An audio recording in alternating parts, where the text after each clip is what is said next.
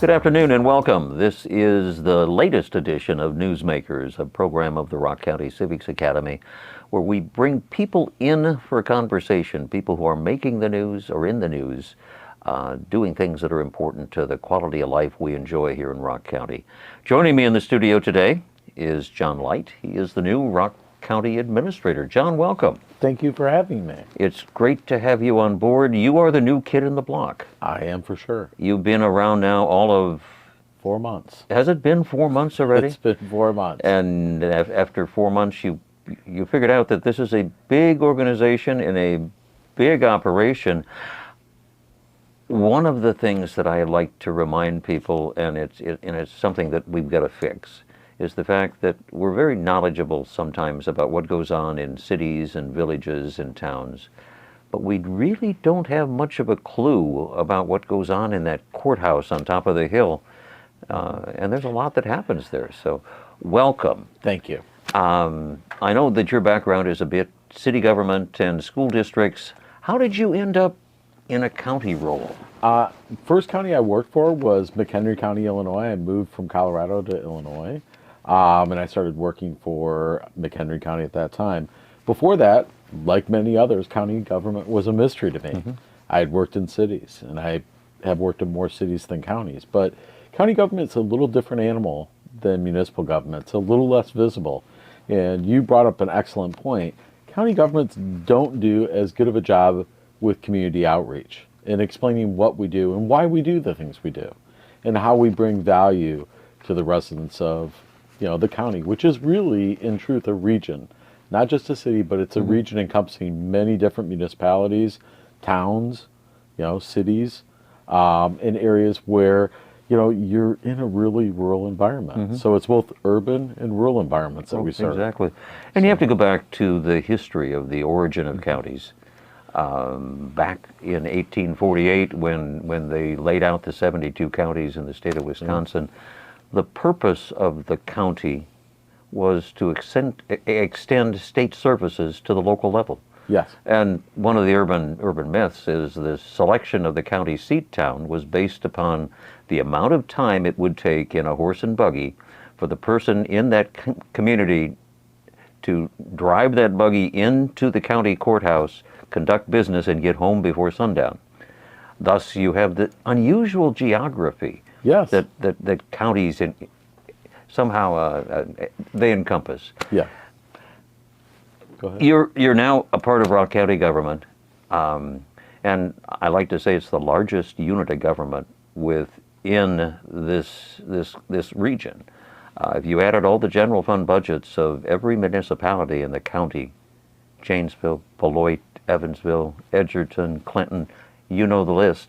If you added all of those budgets together, they spend less collectively in a given year than what Rock County government expends. Yes, we have a big budget, $253 million this year. So that's a big budget. We just began our budgeting process for fiscal year 2026. The budget is due to the county board. I prepare the budget and I present to them a recommended budget. That's due to them at September 26th is our current time frame. But our budget, yes, is $253 million. Many of the services we offer are really, as you mentioned earlier, extensions of state services that we're mandated to provide, like the courts, child protective services, many different things that we do are extensions of the state government. So we do those. We also do other services. We engage in partnerships with some of the towns to maintain the roads. The Department of Public Works maintains 2,640 miles of roads in the county. Which is amazing. And you have a park system that you administer as well. Yep, I think we have 18 parks, 22 lakes, and 4 different trails. And the Parks Division is part of the Department of Public Works, but it's a separate standalone division. We have everything from a medical examiner, child support, which collects money for children of parents who've separated and make sure that money gets to those kids.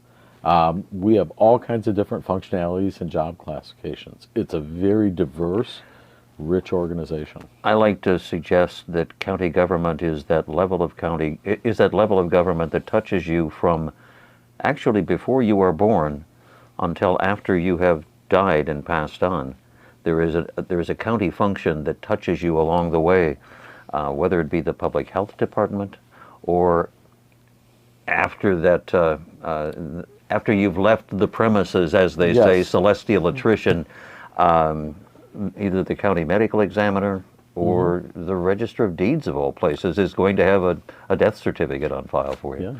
And everywhere in between. You also have a unique structure in terms of governance. We do.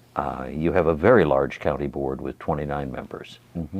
There's a committee structure that's very elaborate, and somehow in all of that, the role of the county administrator is evolved to be the chief administrative officer for the county and to keep everything operating on all cylinders at all times. It's a huge role. It is a huge role, and it requires one to wear different hats in different situations. And while I may work for the county board, I really serve all entities of the county government, and I have to be a good partner to all of the municipalities around. So it's really a lot of different hats every day. No 2 days are anywhere near alike. The issues are always varied and different, and so are the people and the personalities. That's what makes it fun. You also have a relationship with with elected officials other than the county board. Correct. You have an elected clerk, an elected treasurer, a register of deeds, a long list of elected officials who have constitutional powers that supersede any local ordinance, and it puts you in a kind of an interesting, delicate spot because you're the conduit that guides the budget process. It can. Part of my job is to help them be successful in performing, and I'm speaking about independent elected officers like the sheriff or the clerk. Part of my role is to help them be successful in carrying out the duties of their office, and if that requires helping them figure out how to navigate the budget process or deal with data to justify a position, maybe to advocate for the purchase of something, that's where I can serve them. You know, they're independent, they're representatives, or they're elected by the people. So I can serve them by doing that. While I may work for the board, the county board, they're my bosses, I really exist to serve everyone and help everyone. Financial decisions are the board's, so yeah. And the board is the policymaker, and within the structure you have a variety of different committees, ranging from the county board staff committee to Ag and Extension, Yes. and Veteran Services, and the Human Services Board. All of them play a unique role in somehow making sure that everything works. It's Share a little bit about that structure and how it works. Sure. It's a fascinating dance. It's really, you have to, every 2 weeks we go through committee week, and that's where items bubble up to the board through the committee process. And items may take different paths depending on what it is, whether it be an ordinance, a resolution, or maybe just a one-time purchase, or a report from a department to an operating committee. All those items take different paths, so we orchestrate that. We have agendas. All agendas for all the committees are posted in accordance with the Open Meetings Act. We take the time to vet all those items, make sure that all the written materials are provided to the committee members so they have advanced preview, as well as the public can see those items that are coming. So if they want to come and speak on it. And really the intention is, amongst 29, is to build some consensus. And it's almost so that board members can educate other board members as colleagues on what the items are, as well as staff can present from a professional viewpoint their recommendation. So items are vetted through the committee structure, and really the county board is almost functioning as a board of directors, where items are vetted, you pretty much know what the issue is, and you're prepared to make a final decision. An interesting element of that structure is the fact that the county board as a whole is a policy-making body, Correct. and the budget is a policy document. In the committee structure, however, they become an overseer of the operations of specific departments to ensure that the administrative directives coming from the county board as a whole are actually implemented, and they're done in a fashion consistent with good policy. That's a unique feature to counties in Wisconsin in particular. And it takes some adaptation on the part of a county administrator to be nimble enough to manage or be managed by all of those individual entities. What's your background? How did you get there? I was a county administrator for Stevenson County in Illinois, but as I mentioned, my county career started in McHenry County. That's where I learned how the committee structures work. It was a large board there. I think we had 21 at the time, and this was in the early 2000s. But that's where I really got to learn how the committee structure works. From there, I did work for a school district, but in school districts and cities, you often don't have that robust committee structure. And really what I learned when I compared those two types of systems is the committee structure allows you to build a consensus. It also helps with transparency. Items discussed more frequently in public meetings have a larger chance of being noticed by the public. So you're really allowing your public, the people that you serve, to get a chance to speak on an issue or understand it better. So that's one of the things about county government. The thing to watch in county government is not the county board meeting. It's the county committee's activities. How do you approach the whole idea of citizen participation and getting the community actually aware of what goes on at the committee level so that there is a meaningful voice coming out of the community? Back in the day, it used to be print media when I started, almost 30 years ago. Now, it's very, very different. Now we have streaming. The hard thing for us, it's hard to evaluate who's actually watching, because we can't tell who's watching our meetings. The still old-fashioned way where people come and talk to you is still the most effective.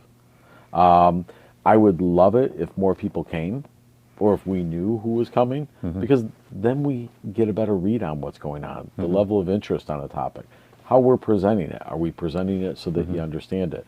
So participation in what you guys are trying to do, build civic knowledge and awareness is great, but counties also have to do a better job of reaching out to constituents. It's one of those particular challenges that's ongoing. I'm a strong proponent of public participation plans formally being created by local governmental entities to create a formal structure to ensure that there is community input on important issues as they arise. And it's one of those areas that it's relatively fresh in the minds of local government policymakers. It's not an area that they're familiar with. So we've got a bit of an uphill climb. We've got about a minute and a half left, and in that time that's left, in your role as the county administrator, and as we agreed at the beginning of the conversation, folks don't know a lot about county government. What are the things that you want to take on that will help spread that knowledge of what that little courthouse on the hill actually does? First one is community outreach. Build communication structures, build civic participation by us. Be out there, be visible, engage with the public. There are a variety of reasons, whether some are high tech, like you see some folks that live in cities have apps on their phones. We can do that at the county, but we can also get out there and talk to people and be seen. Nothing replaces that method. Right. And that can be listening sessions, might be about a road project. Maybe we just have a listening session and schedule them around the county where people can just come in and ask subject matter experts questions. I'm going to suggest that probably one of the most effective ways is scheduling a regular routine of being out at a cafe in X community on this given Saturday or this given Wednesday, and get the word out, because it's such an important role that the county plays within the context of local governance. John Light, I agree. We never have enough time to cover all of the things that we should cover. Until the next time. It's really been a pleasure. Thank you. Thank you. Thank you. Our guest has been John Light. He is the administrator for Rock County, and he's another one of those newsmakers that will continue to be shaping the quality of life that we enjoy here in Rock County. Have a great day.